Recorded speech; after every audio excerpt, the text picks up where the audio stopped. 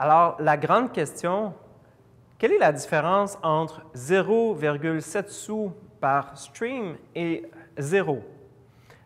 Donc, doit-on rendre cette musique disponible gratuitement ou doit-on essayer d'aller chercher des revenus à travers tout ça? Et c'est une grande question. Et il faut se poser cette question-là parce que parfois, dans certains cas, ça peut être très payant de ne pas vouloir monnayer sa musique. Mais dans certains autres cas, abandonner l'idée de monnayer la musique, ça peut être une grosse perte d'argent. Mon point de vue par rapport à ça, c'est que la musique vaut le nombre d'oreilles qui l'écoutent. Donc, évidemment, de la musique qui sort de nulle part, qui n'a jamais été entendue, qui n'a pas un fanbase, qui n'a pas une certaine traction dans le marché, peut valoir la peine d'être mise à disposition de manière gratuite. Bon, quelles sont ces plateformes-là? On a Bandcamp, on a SoundCloud. Il y a différents endroits. Il y a même librairie de musique libre de droit dans YouTube. Donc, évidemment, quand on prend cette décision-là, on prend une décision un peu comme quand à la pharmacie, on vous vend des palettes de chocolat à 5 pour 3 $. C'est un loss leader. C'est une technique de produit d'appel. Ça veut dire que vous abandonnez l'idée de faire des sous avec ce contenu-là parce que vous voulez gagner en notoriété. Vient un moment où cette stratégie-là doit s'arrêter aussi parce que vous devez vivre. Donc, l'équilibre entre monétiser sa musique et se faire connaître doit quand même être tenu en compte. Pour ma part, dans mon passé, j'ai expérimenté avec la musique de Mister Valère. On a donné 68 000 fois dans 58 pays différents l'album Friday Night. Et résultat, ça nous a permis d'aller chercher énormément d'actifs relationnels. Et ça, dans notre cas, ça valait beaucoup plus que l'argent, ou le 0,7 sous par stream, ou même le 1 $ par MP3 vendu. Pour la simple et bonne raison que ça nous a permis de savoir qui aime la musique de Mister Valère, dans quel pays, à quel moment. Ça nous a permis de communiquer directement avec ces gens-là et ça nous a surtout permis de remplir le bateau fort à Paris en un envoi courriel 5 à 7 jours avant l'événement.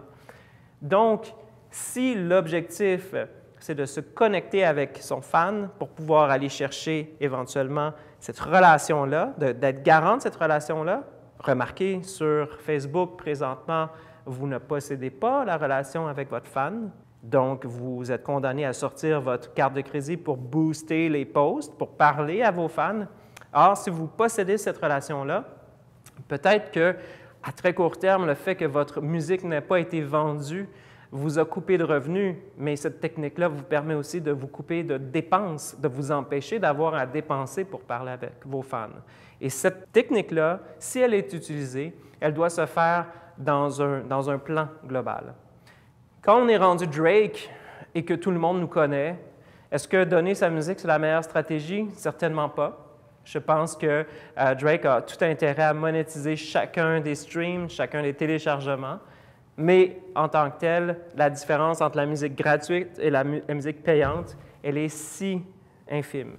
Or, entre 0 et 0,7 sous de stream, parfois, l'idée d'aller chercher la relation, d'aller capturer cette relation-là avec le fan en demandant, par exemple, le courriel, le nom, le lieu, la géolocalisation, tout ça, ça peut valoir beaucoup en termes d'économie de dépenses plus tard. Donc, le profit, c'est souvent les revenus moins les dépenses. Si vous faites très peu de revenus et vous avez beaucoup de dépenses pour parler avec vos fans, donc, vous voyez, il y a quelque chose, il y a une réflexion à avoir de ce côté-là.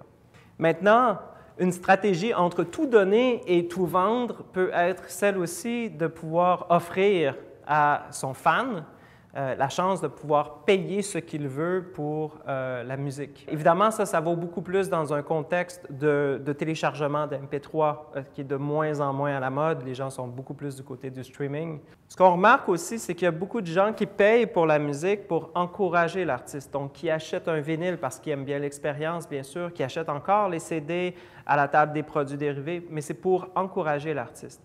Or, si les fans le font pour encourager l'artiste, pourquoi faudrait-il qu'ils achètent une plaquette en plastique qui a coûté des sous à produire, qui a coûté des sous probablement aussi pour les racheter aux distributeurs pour pouvoir les vendre à la table des produits dérivés, etc.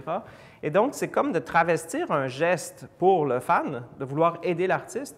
On achète quelque chose qu'on n'a pas nécessairement besoin parce qu'au final, on va le mettre sur la tablette et puis on va écouter ça sur Spotify ou en streaming. Donc, une des manières de pouvoir réussir à aller chercher les sous chez ses fans lorsque leur désir est réellement d'aider l'artiste, c'est carrément de leur demander s'ils veulent faire un don.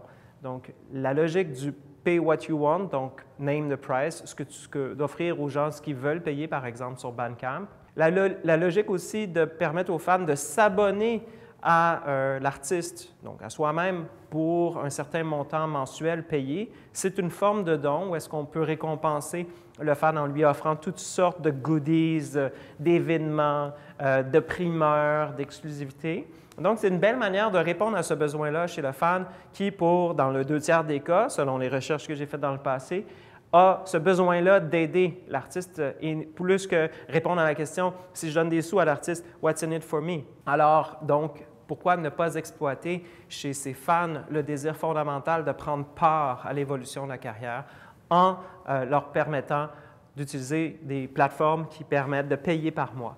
Une des plateformes qui permet de faire ça, qui me vient en tête, l'une des premières, c'est Patreon, qui permet de faire ce genre de truc-là.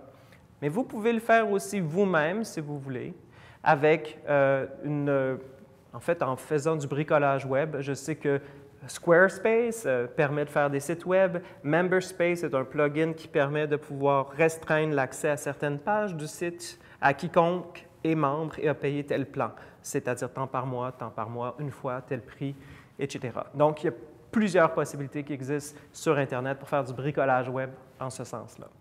Maintenant, si on regarde un peu les modèles d'abonnement, il faut se demander si on est prêt à participer à ça en tant qu'artiste. Donc, la première question qu'il faut se poser, c'est est-ce que ce qu'on aime faire dans la vie, c'est du contenu? Auquel cas, si on promet aux gens qui nous soutiennent à raison de X, Y, Z par mois, de nous encourager et qu'on leur promet des contenus en échange, par exemple des chansons et tout ça, il faut être prêt à livrer la contrepartie. Donc, c'est des voies qui sont vraiment à explorer, mais si on va dans cette direction-là, il faut aussi comprendre qu'il y a une certaine maîtrise de l'environnement technique qui doit être fait. Toute la dimension du paiement, le lieu de diffusion, tout le webcasting, donc la diffusion live, les outils qu'on peut utiliser comme Vimeo, etc. Donc, il faut s'intéresser à ces aspects-là nécessairement. Ça nécessite qu'en tant qu'artiste, on soit aussi, qu'on devienne un peu des petits geeks de la technique.